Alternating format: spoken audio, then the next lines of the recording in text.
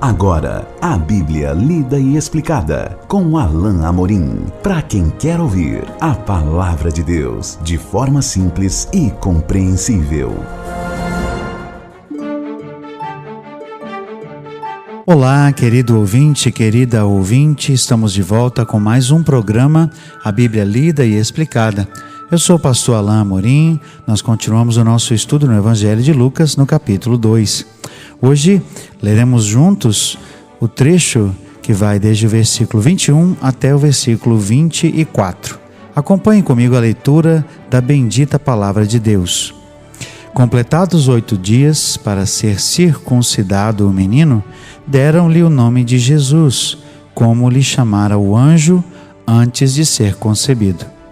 Passados os dias da purificação deles, segundo a lei de Moisés, levaram-no a Jerusalém para o apresentarem ao Senhor, conforme o que está escrito na lei do Senhor. Todo primogênito ao Senhor será consagrado, e para oferecer um sacrifício, segundo o que está escrito na referida lei, 1 par de rolas ou 2 pombinhos. No texto de Lucas, ele tem o cuidado de retratar Maria e José como pais piedosos, como pais tementes a Deus. Nós já sabemos dessa realidade com relação a Maria. Quando o anjo saúda Maria, ele diz que ela é agraciada e ele diz que o Senhor já a tinha observado. Maria sempre foi uma mulher temente a Deus, e também José. Nós temos isso no relato também do Evangelho de Mateus. José, homem temente a Deus, inclusive intencionou deixar Maria secretamente. Então, essa continuação do retrato dos pais de Jesus como servos fiéis de Deus é muito importante. Ela mostra o cuidado, o zelo que os pais tinham com relação ao seu filho e com relação aos mandamentos de Deus.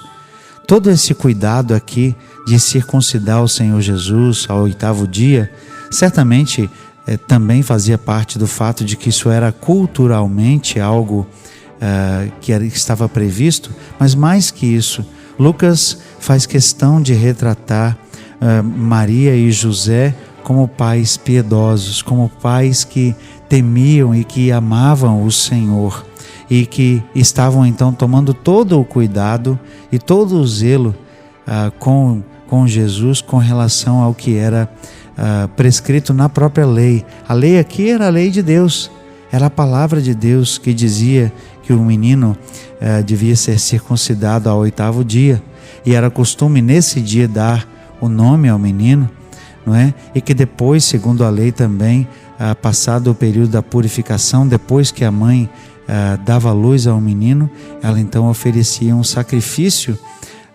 pela sua purificação. E nesses detalhes aqui, eu quero apontar algumas coisas importantes que o texto deixa pelo menos aparente. Então o texto diz: completados 8 dias para ser circuncidado o menino, deram-lhe o nome de Jesus.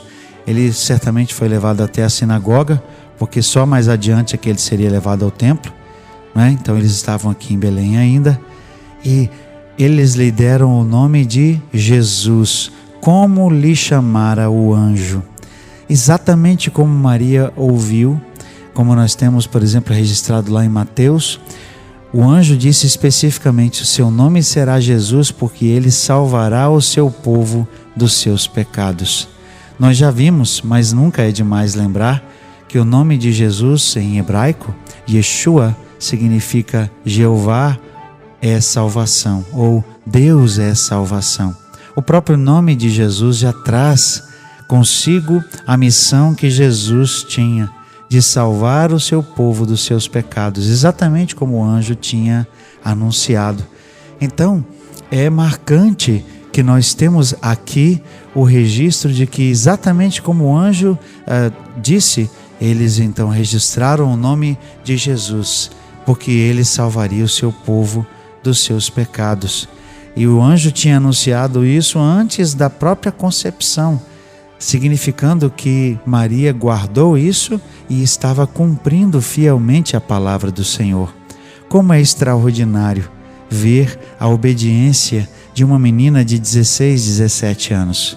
Como é extraordinário ver a obediência dos pais aqui, a sua fidelidade a Deus, o compromisso que eles tinham com o Senhor de fazer exatamente como Deus lhes tinha ordenado. Que coisa extraordinária ver aqui esse compromisso de apresentar ao Senhor Jesus, de fazer cumprir aquilo que estava prescrito na lei em obediência a Deus. O texto continua, aqui no verso 22, temos outra informação importante.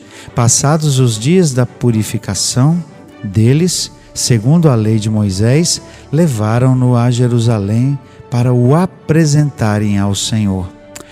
Hoje nós temos um costume, que certamente vem dessa época, de apresentar os nossos filhos ao Senhor na igreja, para que sejam acolhidos, para que o pastor possa orar por eles. É um momento de consagração muito, muito especial. Eu me lembro quando eu levei as minhas 2 filhas para serem consagradas ao Senhor. Que momento singular quando a gente de frente da igreja, né, diante de todos os irmãos, coloca a nossa filha ali nos braços do pastor para que ele ore, consagrando, dedicando nosso filho, nossa filha ao Senhor. Que momento especial. Sem dúvida, esse momento aqui também era especial. Aqui não na sinagoga, mas no templo. O texto diz que eles levaram Jesus ao templo em Jerusalém. Uma coisa extraordinária aqui vai acontecer daqui a pouco, nós vamos ver isso juntos só no nosso próximo encontro, mas o fato é que eles estavam mais uma vez, cumprindo o que a lei prescrevia. Cerca de 40 dias após o nascimento de um filho, a mãe deveria então comparecer no templo, não é? O texto diz que se cumpriu os dias da purificação deles. Certamente era a purificação de Maria, como aquela que deu à luz, né? E também a purificação do próprio Senhor Jesus. E o texto diz que eles o apresentaram ao Senhor. Ou seja, ele foi consagrado a Deus exatamente como prescrevia a lei, porque todo primogênito de Israel era consagrado ao Senhor. O primogênito filho e também o primogênito dos animais era também consagrado ao Senhor. Nós temos isso prescrito na lei. E isso é especial porque José e Maria fizeram questão de fazer exatamente como a lei mandava. E eles então ofereceram um sacrifício. E aqui é outra coisa interessante que eu quero que você perceba. A lei prescrevia que por ocasião de do nascimento e para fazer ali a expiação no momento da consagração do filho, o sacrifício deveria ser um cordeiro ou um par de rolinhas ou 2 pombinhos, se a família não tivesse muitas posses. Observe que Lucas não colocou o trecho todo que fala do cordeiro ou dos pombinhos, mas ele coloca só o trecho do segundo sacrifício, indicando que foi exatamente isso que eles ofereceram. E isso para nós é significativo, porque nos chama a atenção para o fato de que a família de Jesus era modesta, de que a família de Jesus não era uma família de posses. Mais uma vez, diz respeito ao humilde começo do Rei dos Reis. O Senhor Jesus não nasceu numa família abastada, numa família rica, numa família de bens, de posses, até porque isso nunca seria o foco do Senhor Jesus mesmo. Jesus nunca se preocupou com dinheiro, nunca se preocupou com bens, com posses. E eu creio que isso é tão especial e isso traz uma mensagem tão poderosa para nós nos nossos dias, porque nós vivemos um tempo em que em tantos lugares, em tantas igrejas, se busca bênção e prosperidade, quando o próprio Filho de Deus, o Rei dos Reis, Senhor dos Senhores, que é dono da prata e do ouro, nasceu numa família simples, humilde, sem pompa, sem circunstância. E aqui mais uma vez a confirmação disso, porque eles ofereceram ao Senhor aquilo que as suas posses lhe permitiam.